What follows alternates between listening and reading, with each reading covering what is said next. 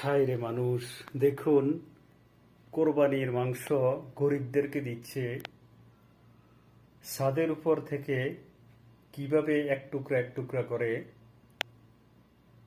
গরিবদের হাতে দিচ্ছে। দেখুন উপর থেকে এইভাবে দিচ্ছে, নিচে দাঁড়িয়েও কিন্তু এক টুকরা হক, দুই টুকরা হক, কম হক সমস্যা নাই, ভালোভাবে কিন্তু দিতে পারতো।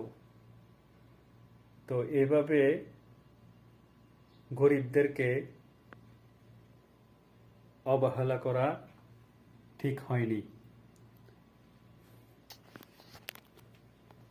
অনেকে ফাচ্ছে, অনেকে ফাচ্ছে না, এক টুকরা করে এইভাবে উপর থেকে ফালাচ্ছে। দেখুন